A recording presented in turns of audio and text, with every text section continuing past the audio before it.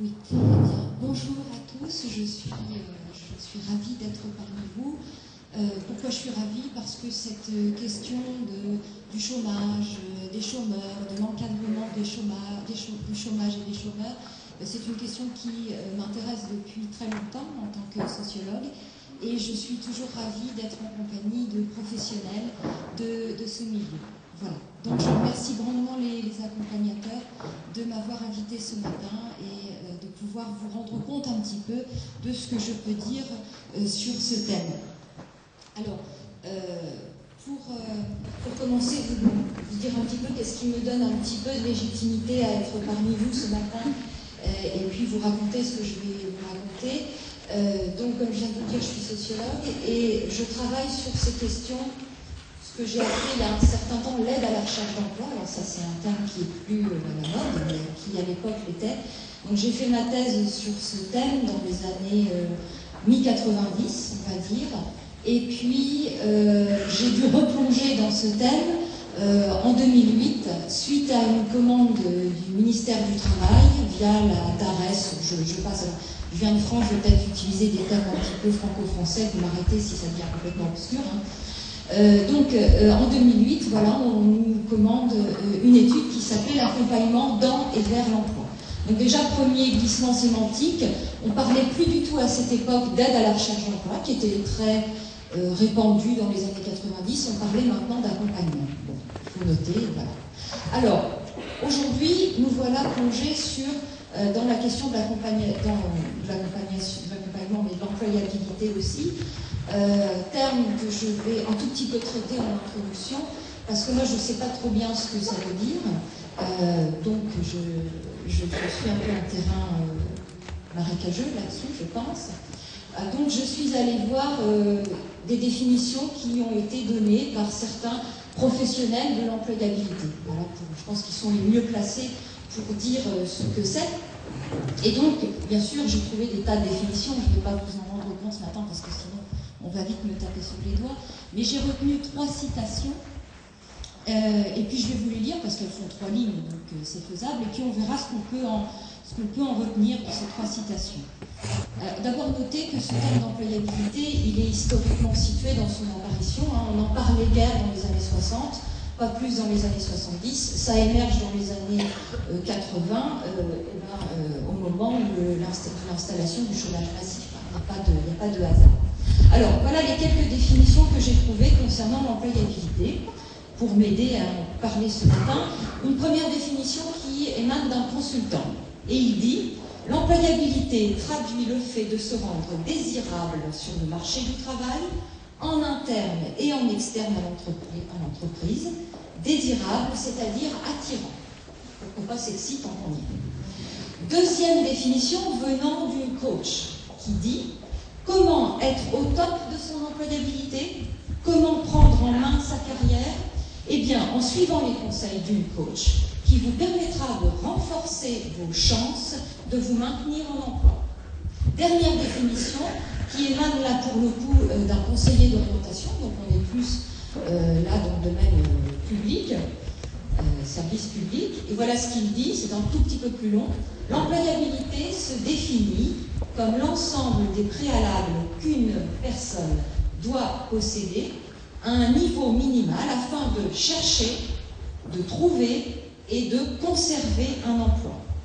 Il est question de connaissances, d'habiletés et d'attitudes qu'il est possible de classer par rapport à différentes dimensions de détachement de travail. Et donc c'est un conseiller d'orientation. Bien. Alors bien sûr, ce sont que des citations qui ne sont pas exhaustives, mais qu'est-ce qu'on peut en retenir de ça? Et il me semble d'une part qu'à travers ces citations, on voit qu'il s'agit d'une approche, et je vous apprendrai strictement rien, et ce que vient de dire Monsieur Timmermans rentre tout à fait dans cette logique, c'est une approche centrée sur l'individu.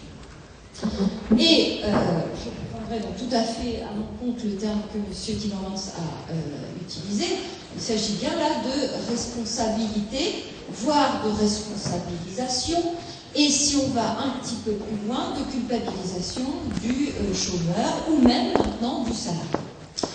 Alors, chômeur ou salarié qui doit se transformer en entrepreneur de lui-même, c'est-à-dire qui doit perpétuellement essayer, comme le fait une entreprise, sans arrêt, un entrepreneur, de développer ses compétences pour être désirable, désiré et attirant sur le marché du travail. Alors évidemment, comme j'ai dit, responsabilisation, culpabilisation peuvent aller de pair.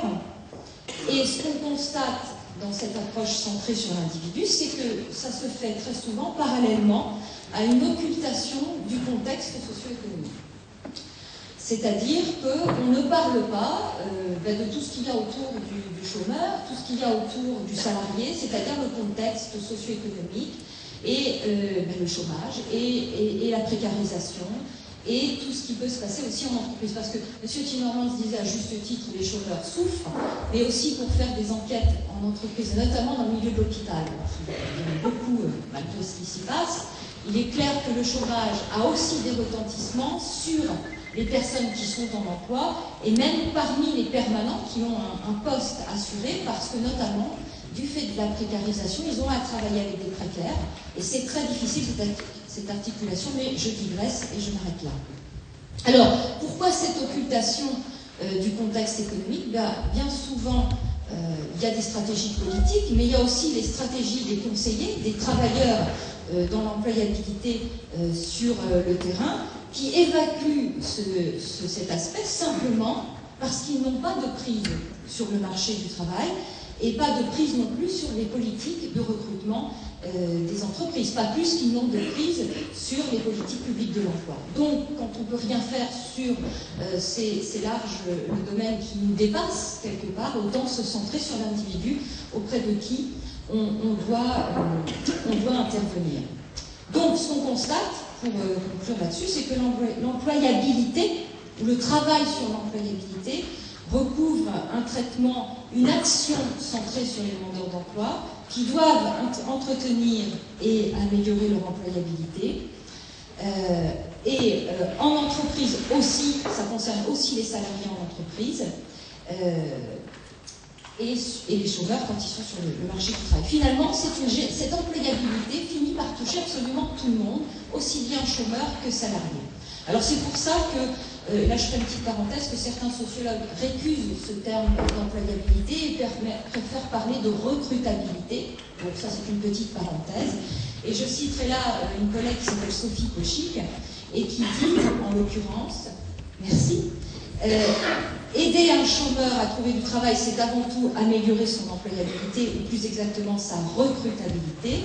Ce terme présente l'avantage de renverser la perspective, mettant davantage l'accent sur les pratiques de sélection et d'exclusion des employeurs envers certaines catégories sociales de chômeurs ou de salariés, et non sur les pratiques individuelles de recherche d'emploi. Donc voilà, c'est une petite parenthèse pour vous dire que, en tant que sociologue, parfois on essaie de ne pas adhérer aux définitions qui sont spontanément données. Alors, après cette introduction, à quoi je vais m'intéresser ce matin et de quoi je vais vous parler.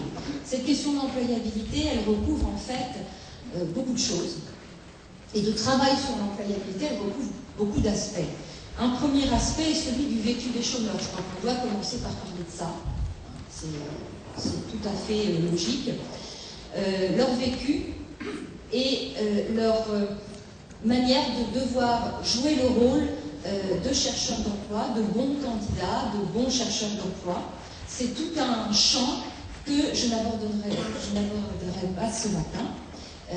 Et d'autres chercheurs ont largement pu parler de ça bien mieux que moi. Il y a un autre champ très intéressant aussi, alors là qui fait recette, et qui fait recette au sens premier du terme, c'est celui de l'évaluation de l'efficacité des mesures d'accompagnement.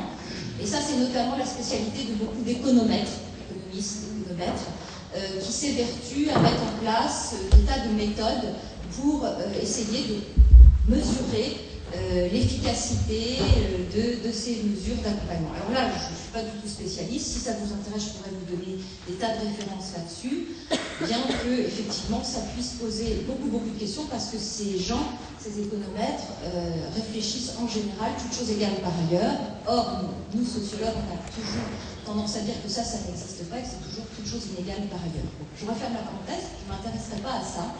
Ce dont je vais vous parler ce matin, c'est plutôt de la question, puisqu'en tant que sociologue du travail, c'est plutôt ce qui m'intéresse, c'est-à-dire le travail des professionnels de l'employabilité.